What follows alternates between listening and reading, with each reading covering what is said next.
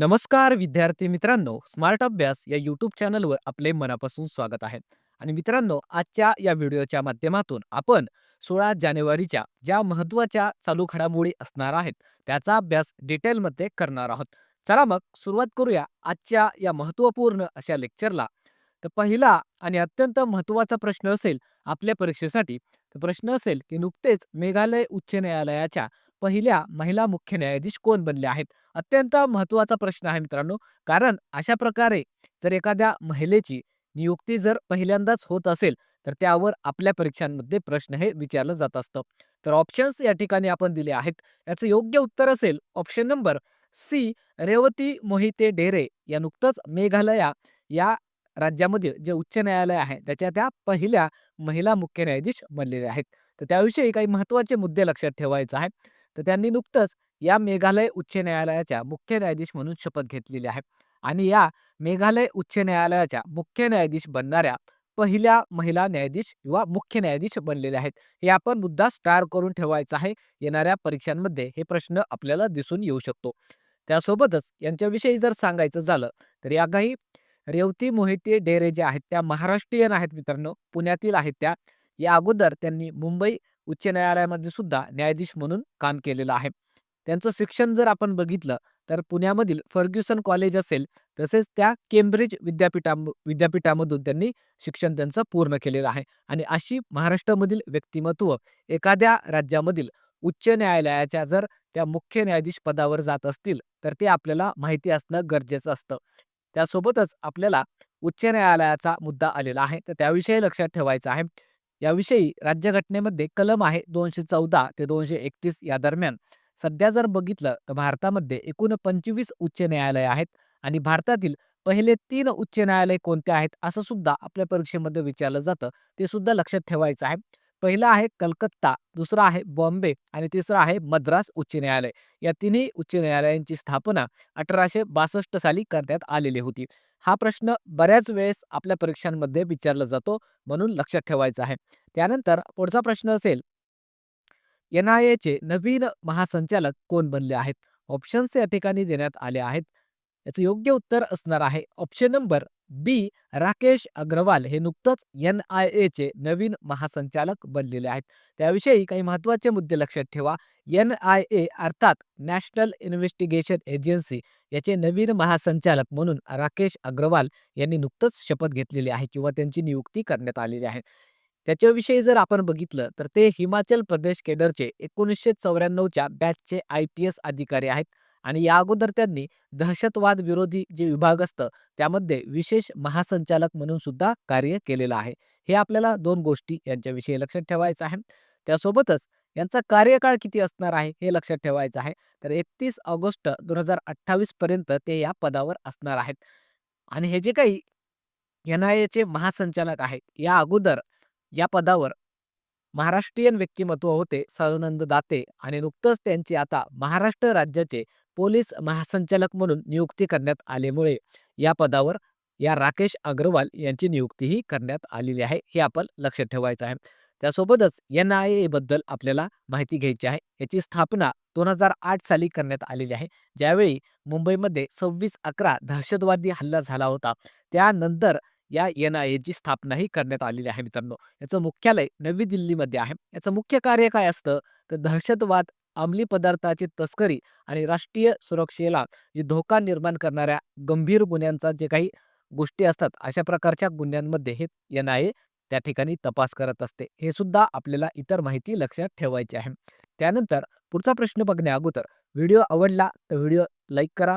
तसेच चॅनलला सबस्क्राईब करून घ्या, कारण आपली ही चालू घडामोडीची सीरीज डेली अशाच प्रकारे चालत राहत असते आणि त्याचा फायदा तुम्हाला येणाऱ्या परीक्षांमध्ये अवश्य होणार आहे. चला मग पुढचा प्रश्न बघूया. तर नुकतेच नीती आयोगाच्या अहवालानुसार सर्वात जास्त परदेशी निर्यात करणारा राज्य कोणता ठरला आहे? ऑप्शन्स या ठिकाणी देण्यात आले आहेत. याचं योग्य उत्तर असेल ऑप्शन नंबर बी, आपला महाराष्ट्र राज्य. हा नुकताच नीती आयोगाच्या जे काही अहवाल आलेला आहे त्यामध्ये सांगण्यात आलेला आहे, सर्वाधिक एक्सपोर्ट अर्थात विदेशामध्ये निर्यात करणारा राज्य ठरलेला आहे. त्याविषयी काही महत्त्वाचे मुद्दे बघा. तर नीती आयोगानं एक अहवाल नुकतंच प्रकाशित केलेला आहे. त्याचं नाव आहे निर्यात सज्जता निर्देशांक 2024. त्यालाच आपण एक्सपोर्ट प्रिपेअर्डनेस इंडेक्स म्हणून ओळखतो, ज्यामध्ये आपल्या महाराष्ट्र राज्याने प्रथम क्रमांक पटकावलेला आहे. आणि हे जे काही निर्देशांक आहे मित्रांनो, त्यासाठी 2022 ते 2024 या दरम्यानचा यासाठी कार्यकाळ हा गृहीत धरण्यात आलेला आहे. आणि यामध्ये महाराष्ट्राने एकूण 5.63 लाख कोटी रुपयांची निर्यात ही केलेली आहे. यासोबतच आपल्या देशामधील कोणते टॉप 3 राज्य आहेत, ज्यांनी सर्वाधिक निर्यात इतर देशांमध्ये केलेली आहे, तर ते आपल्याला लक्षात ठेवायचं आहे. पहिल्या क्रमांकावर आपला महाराष्ट्र राज्य आहे. दुसऱ्या क्रमांकावर तामिळनाडू राज्य आहे. तिसऱ्या क्रमांकावर गुजरात हा राज्य आहे. त्यासोबतच आपल्याला महाराष्ट्रामधून सर्वाधिक निर्यात कोणत्या देशामध्ये झाली, हे सुद्धा लक्षात ठेवायचं आहे. पहिल्या क्रमांकावर अमेरिकेत झालेली आहे. दुसऱ्या क्रमांकावर महाराष्ट्रातून निर्यात झालेली आहे संयुक्त अरब अमिराती अर्थात UAE मध्ये आणि तिसरा क्रमांक लागतो हाँगकाँग या देशाचा. हे सुद्धा मुद्दे आपण लक्षात घ्यायचे आहेत. त्यानंतरचा प्रश्न असेल, हेनले पासपोर्ट निर्देशांक 2026 नुसार भारताचा या यादीत कितवा क्रमांक आहे? हा सुद्धा एक महत्त्वाचा प्रश्न आहे. कारण या हेनले पासपोर्ट निर्देशांकावर या अगोदर सुद्धा परीक्षांमध्ये प्रश्न हे विचारण्यात आलेले आहेत. तर ऑप्शन्स या ठिकाणी आपण दिले आहेत. याचं योग्य उत्तर असेल ऑप्शन नंबर सी, 80वा क्रमांक या 2026च्या निर्देशांकामध्ये भारताचा आलेला आहे. त्याविषयी काही महत्त्वाचे मुद्दे लक्षात ठेवा. तर नुकतंच ही जे काही 2026चा निर्देशांक आलेला आहे, भारताचा क्रमांक आहे 80वा. आणि भारत जर बघितला तर या 2026च्या निर्देशांकामध्ये भारताने 5 स्थानांची सुधारणा केलेली आहे. या अगोदर 2025च्या निर्देशांकामध्ये भारताचा क्रमांक 85वा होता. आता तो क्रमांक आता वाढून 80 एवढा झालेला आहे. हे सुद्धा आपण लक्षात ठेवा.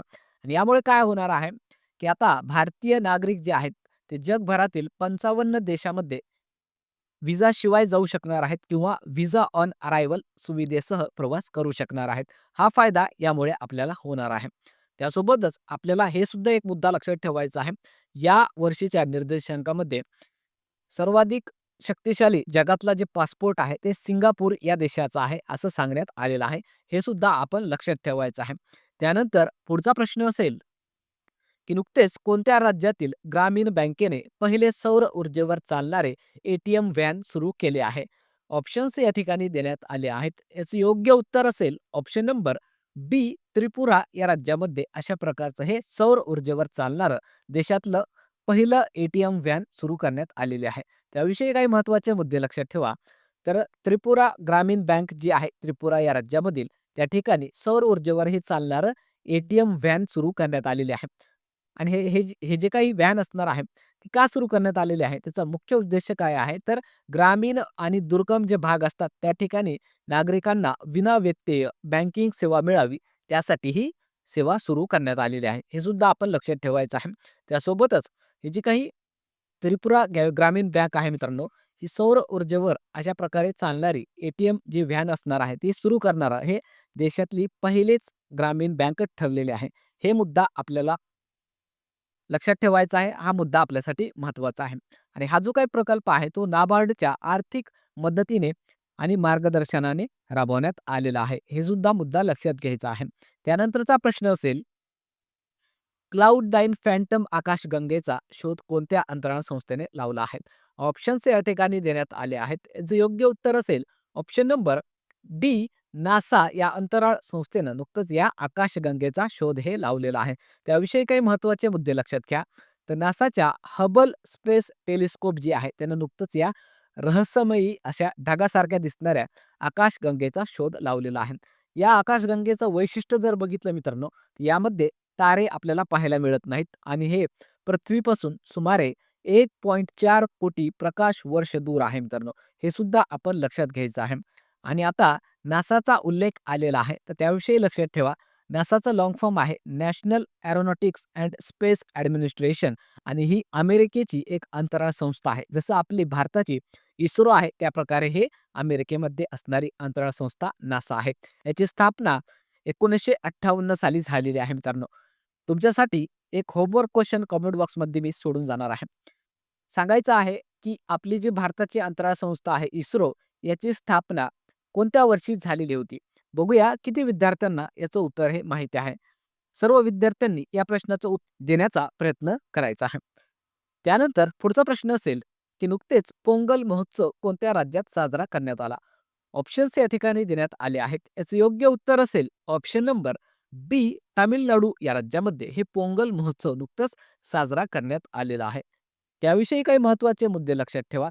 तर 13 ते 16 जानेवारी दरम्यान नुकतंच हा जो काही सण आहे पोंगल ते तामिळनाडू या राज्यामध्ये साजरा करण्यात आलेला आहे. आणि हा जो काही उत्सव असतो मित्रांनो, तो निसर्ग, सूर्यदेव आणि जे शेतीला मदत करणाऱ्या जे प्राणी असतात त्यांच्याविषयी एक कृतज्ञता व्यक्त करण्यासाठी त्या राज्यामध्ये साजरा केला जाणारा सण असतो मित्रांनो. जशा प्रकारे आपल्या महाराष्ट्रामध्ये बैलपोळा आपण कसं साजरा करतो प्राण्यांसाठी, तर त्याच प्रकारे हे पोंगल सण त्या ठिकाणी सुगीच्या काळामध्ये साजरा केला जात असतो. एवढं आपल्याला याविषयी लक्षात ठेवायचं आहे.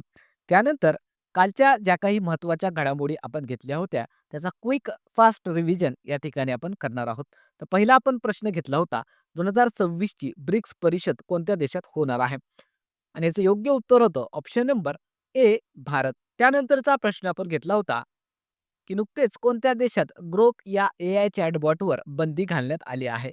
आणि याचं उत्तर होतं ऑप्शन नंबर डी, इंडोनेशिया आणि मलेशिया या 2 देशांमध्ये या ग्रोक या एआय चॅटबॉटवर नुकतंच बंदी घालण्यात आलेली आहे. त्याविषयी कालच्या व्हिडिओमध्ये डिटेलमध्ये अभ्यास आपण केलेला आहे. त्यानंतरचा प्रश्न होता, की नुकतेच कोणत्या राज्यातील अनंतपूर डाळिंबाला जी-आय टॅग देण्यात आला आहे? आणि याचं उत्तर होतं ऑप्शन नंबर बी, आंध्र प्रदेश. त्यानंतरचा प्रश्न आपण घेतला होता, 2026 या वर्षात पुणे आंतरराष्ट्रीय चित्रपट महोत्सवाची ही कितवी आवृत्ती होत आहे? याचं उत्तर होतं ऑप्शन नंबर सी, 24वी. त्यानंतरचा प्रश्न होता, केरळ राज्याचे नाव बदलून आता काय ठेवले जाणार आहे? याचं उत्तर होतं ऑप्शन नंबर बी, केरळम असं या राज्याचं नाव आता बदलून ठेवलं जाणार आहे. याविषयी सुद्धा आपण मागच्या व्हिडिओमध्ये डिटेलमध्ये अभ्यास केलेलाच आहे. त्यानंतरचा प्रश्न आपण घेतला होता, भारतीय सैन्य दिवस कधी साजरा केला जातो? आणि याचं उत्तर होतं ऑप्शन नंबर बी, 15 जानेवारीला भारतामध्ये इंडियन आर्मी डे अर्थात भारतीय सैन्य दिवस म्हणून साजरा केला जात असतो. त्यानंतर मित्रांनो, काल आपण होमवर्क क्वेश्चन दिला होता. तो होमवर्क क्वेश्चन असा होता, की भारतातील पहिला एआय जिल्हा कोणता बनला आहे? आणि याचं उत्तर हे बऱ्याचशा विद्यार्थ्यांनी कमेंट बॉक्समध्ये दिलेलं आहे. त्यांचं खरंच मनापासून अभिनंदन. आणि मित्रांनो, असे काही विद्यार्थी आहेत, की जे डेलीच्या डेली आपले लेक्चर करत आहेत आणि डेली या होमवर्क क्वेश्चनचं उत्तर सुद्धा अतिशय सुंदरपणे कमेंट बॉक्समध्ये देत आहेत. याचा नक्कीच फायदा त्यांना येणाऱ्या परीक्षांमध्ये सुद्धा दिसून येणार आहे. तसेच यातलेच काही विद्यार्थी जे अतिशय सुंदरपणे उत्तरं देणार आहेत, त्यांना आपण या महिन्याच्या शेवटी ठरल्याप्रमाणे बक्षिसं सुद्धा देणार आहोत. तर सर्व विद्यार्थ्यांनी अशा प्रकारे होमवर्क क्वेश्चनचे उत्तरं देत राहायचं आहे आणि बक्षिसं जिंकायचं आहे. ज्या विद्यार्थ्यांना याचं उत्तर माहिती नाही, त्यासाठी याचं उत्तर आपण सांगणार आहोत. याचं उत्तर असेल ऑप्शन नंबर ए, सिंधुदुर्ग हा भारतातील पहिला एआय जिल्हा बनलेला आहे. त्यानंतर आजचा होमवर्क क्वेश्चन असणार आहे मित्रांनो. हा सुद्धा नियुक्ती संदर्भामधला अतिशय महत्त्वाचा प्रश्न आहे. तर प्रश्न असेल, की इंदिरा गांधी राष्ट्रीय मुक्त विद्यापीठाच्या पहिल्या महिला कुलगुरू कोण बनल्या आहेत? हा प्रश्न नुकतंच मित्रांनो एम-पी-एस-सीची जी आता पूर्व परीक्षा झालेली आहे, त्यामध्ये सुद्धा विचारण्यात आलेला आहे. अतिशय महत्त्वाचा प्रश्न आहे येणाऱ्या परीक्षांसाठी सुद्धा. तर ऑप्शन्स या ठिकाणी आपण दिले आहेत. बघूया मग किती विद्यार्थी आहेत ज्यांना याचं उत्तर माहिती आहे. त्यांनी सर्वांनी कमेंट बॉक्समध्ये या प्रश्नाचं उत्तर हे देण्याचा प्रयत्न करायचा आहे. चला मग थांबूया या ठिकाणी. व्हिडिओ आवडला तर व्हिडिओला लाईक करायचा आहे. चॅनलवर नवीन असाल तर चॅनलला कृपया करून सबस्क्राईब करा. तसेच या लेक्चरच्या मोफत नोट्ससाठी आपले टेलिग्राम चॅनल आहे स्मार्ट अभ्यास 555 त्याला जॉइन करा. Instagram चॅनल आहे, WhatsApp चॅनल आहे, त्याला सुद्धा जॉइन करून घ्या. त्या ठिकाणी विद्यार्थ्यांसाठी अभ्यास साहित्य आपण टाकत असतो. थांबूया मग. पुन्हा भेटूया उद्याच्या व्हिडिओमध्ये. तोपर्यंत धन्यवाद.